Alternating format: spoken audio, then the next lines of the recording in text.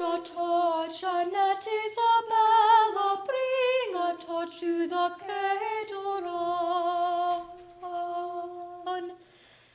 It is Jesus, good folk of the village, Christ is born, and Mary's calling, ah, ah, beautiful is the mother, ah, ah, beautiful is the son.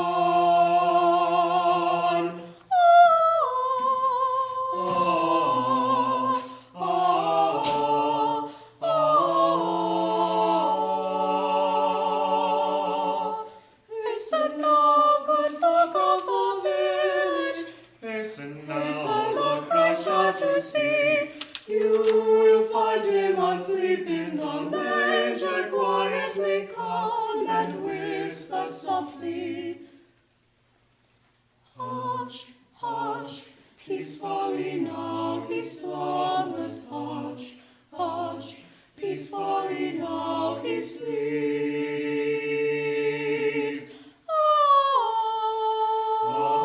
Christ is born this holy night. Bring a torch, Annette Isabella, bring a torch to the cradle run. Hasten now, good folk of the village, Hasten now the Christ child to see. it is Jesus, good folk of the village, Christ is born, and Mary's calling. Ah, ah, beautiful is the mother, ah, ah, beautiful is the son.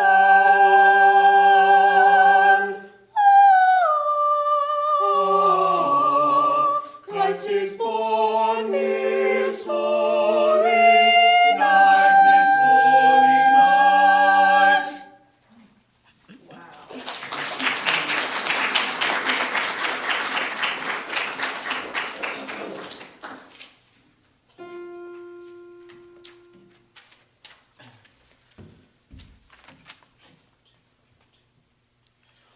On this day a shall ring, with the song children sing, praising Christ, Christ our King, born on earth to save us.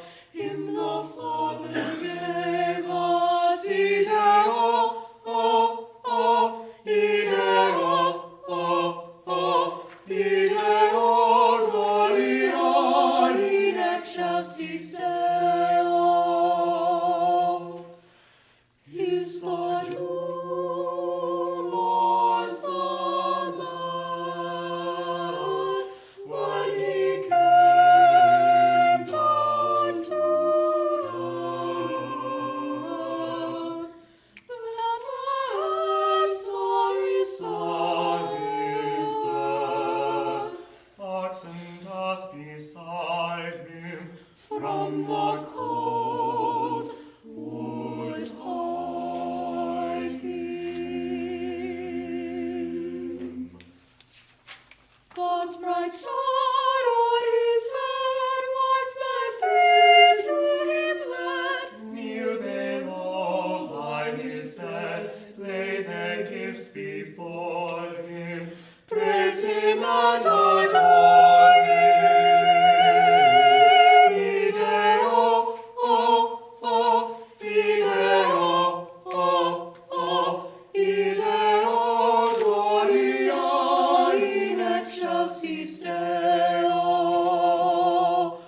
On this day angels sing, with the song a shall ring, praising Christ, heaven's King, born on earth to save us. Peace and love he gave us. Ideo, oh, oh, Ideo, oh, oh, Ideo, Gloria in excelsis Deo.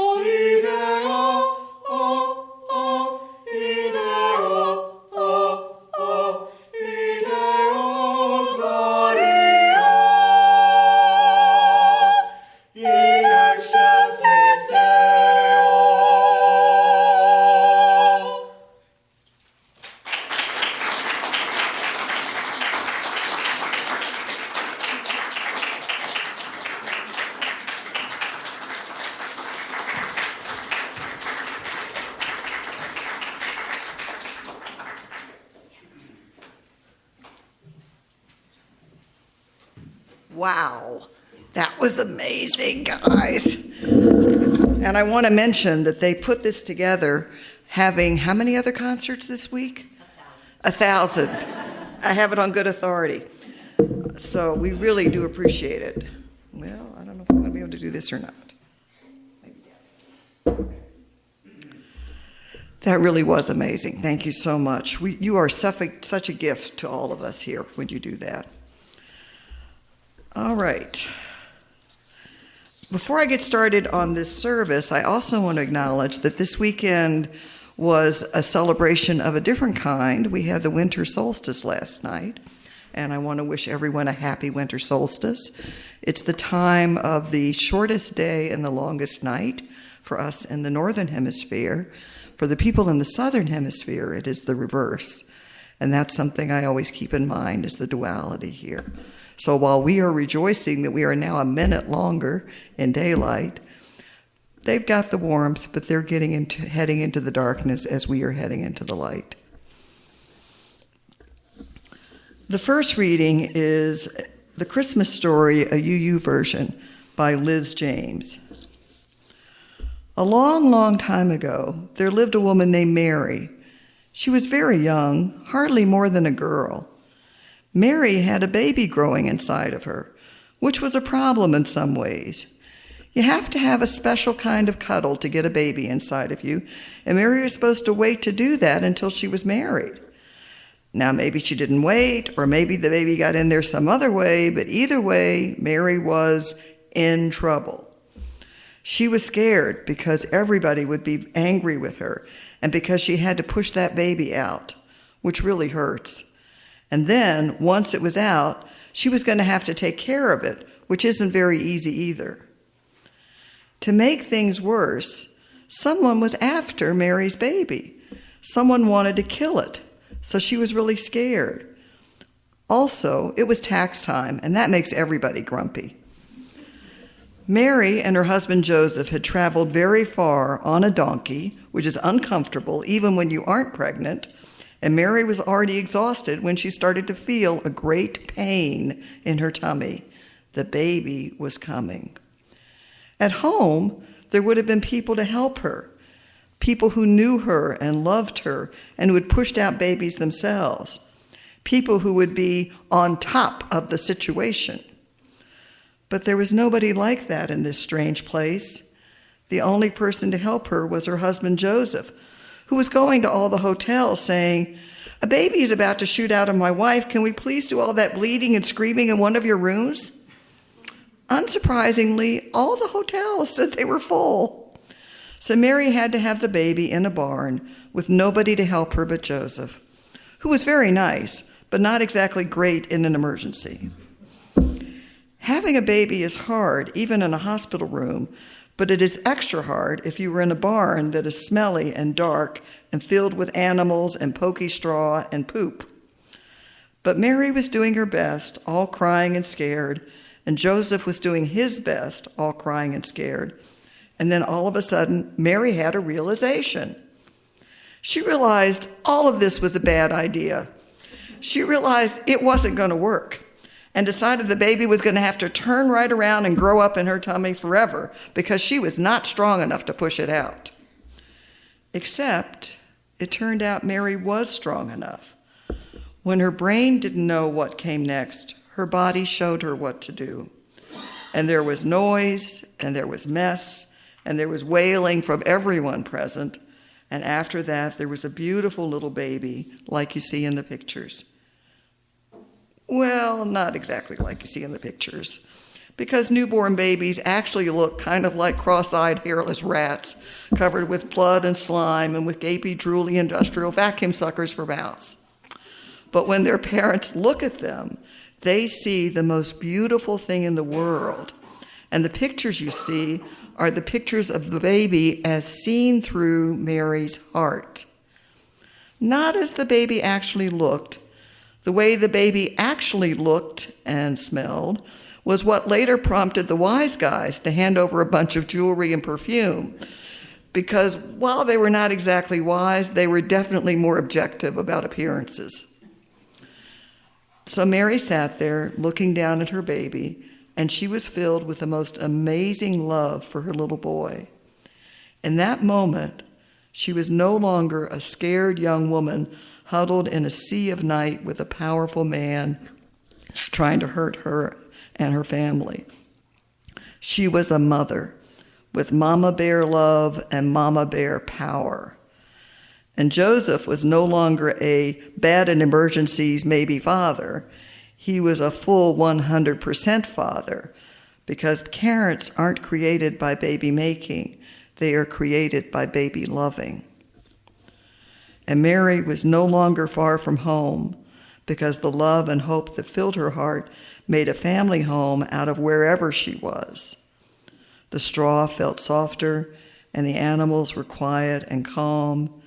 And she and Joseph cuddled the baby, and they realized that love makes a family wherever you are. We say it all the time. Love makes a family, and we make it sound simple, except it isn't. Love making a family is often very hard. It involves crying and darkness and sometimes yelling and mess. It involves things not being right, not at all. It doesn't usually fit the first time, and it's often way harder than we pictured. It involves knowing we are not strong enough, but pushing through anyway. It's not about unmessying things so that they can be wonderful. It's about knowing that things can be messy and wonderful at the same time. We tell that story at this time of year when the days are short and it's easy to be filled with gloom as we wait for the sun to return. We tell it now because this is a good time to remind ourselves that each of us carries light inside of us. And nothing is going on around you that can keep you from letting that light shine. Even when it's hard and messy and sometimes very loud, we keep going. And it's nothing like what you see in the pictures, but it's wonderful anyway.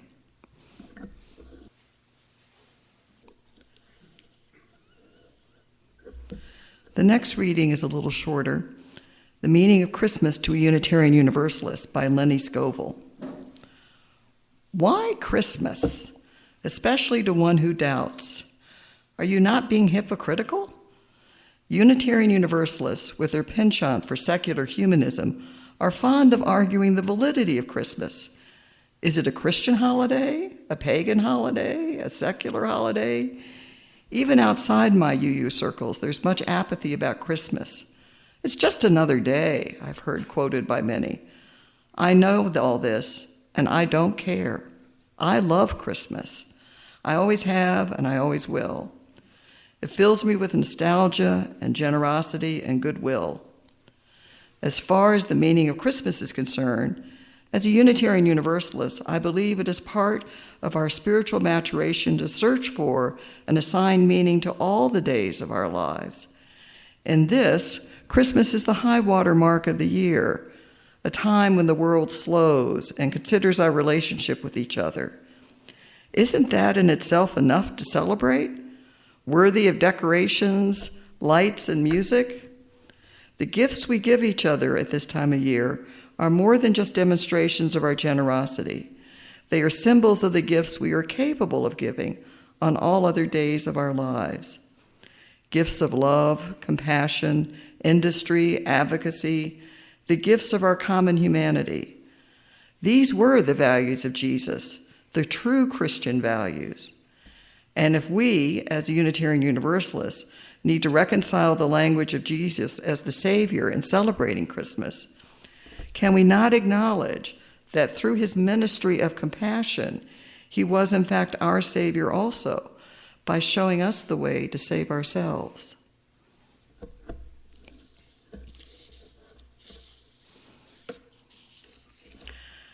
I am not Christian, which I make known to people, but I still celebrate Christmas.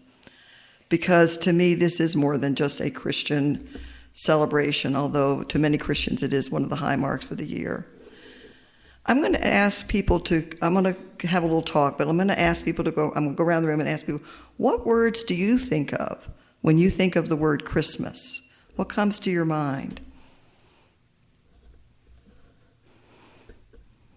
Let me start on this side. Kelly, I'm going to pick on you. What word comes to your mind when you think Christmas? Let's just go around the room. I think of light. Light. Family. Family. Winter. Winter. And you can repeat words. We're just going to go around the room.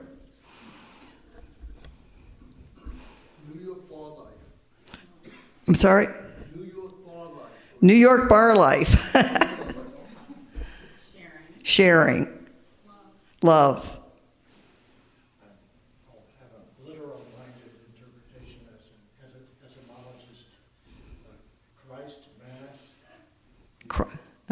the religious celebration of the birth of Christ in the flow of a Mass. As an entomologist, he parses the word. So Christ's Mass, Christmas, it is the celebrating of the birth of Christ through a Mass. Traditions. Fried chicken. Goodwill. Peace. Peace. Love. Nostalgia. Cookies. Chris? Family gathering. Jean?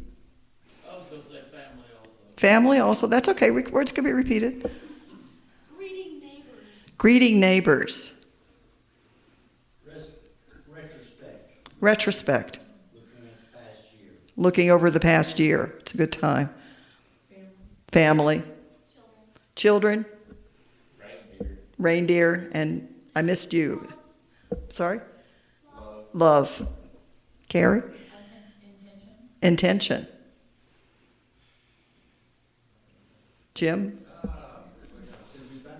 It just snuck up on you.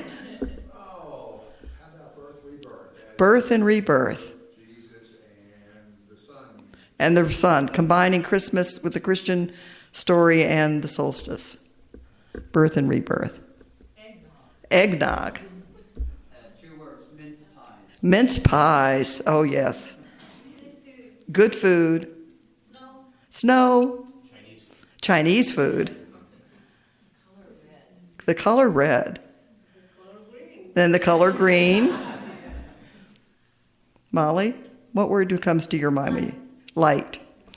Well, my word is magic. There's just something about Christmas magic. Now, when I've done that exercise before, a lot of times somebody will come up with toys, and that leads to commercialism and greed and and all of that.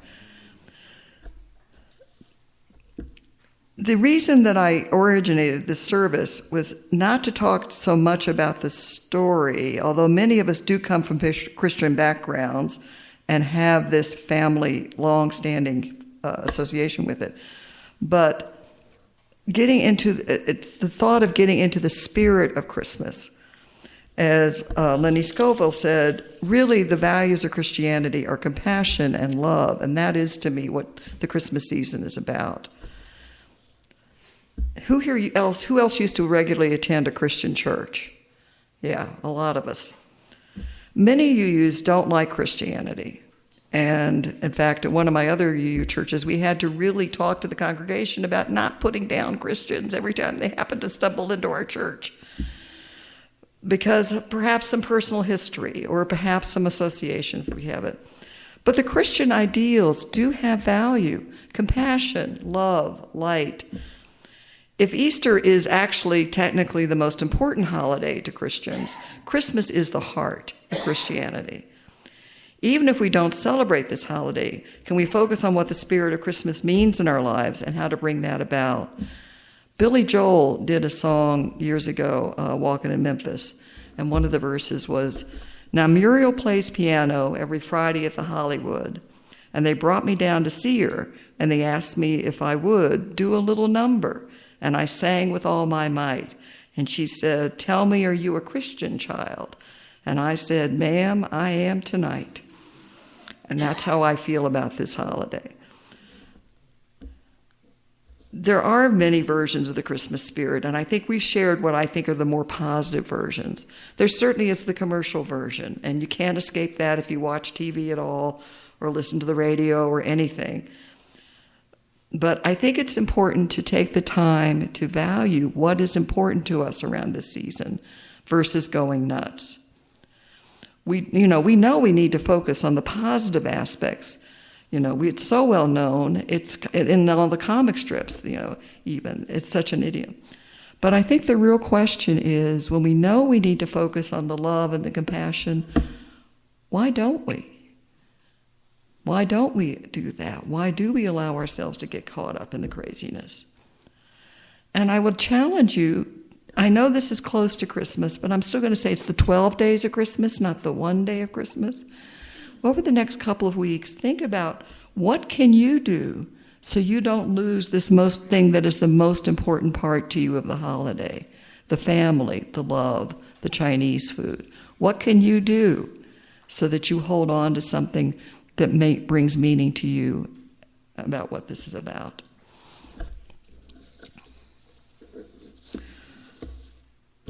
I'm wrapping up a little fast here, but we've got a potluck to have too, so that'll be okay. And I don't have a book. Excuse me.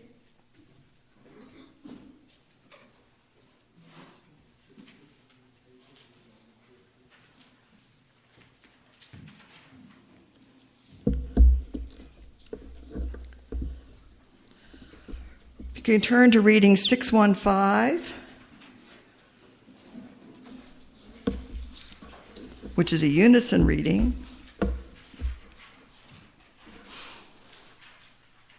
And this echoes some of what Jay's expressed as a concern.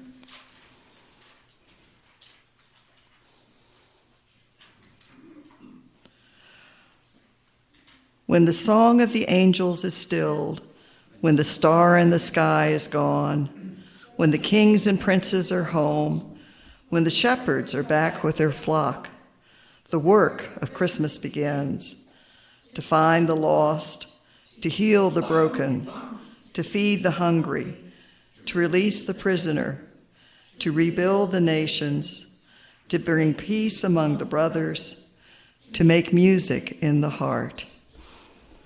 That is our real work for Christmas, and I wish you all much joy of it. We're going to sing a couple of closing hymns together. The first one is more in honor of solstice. Holly has been long associated with solstice, and Jay can probably explain the background of that, but I won't put you on the spot right now. But he will say he is representative of the Holly King. Deck the hall with boughs of holly. And the second is more the traditional Christmas song. So the first is number 235.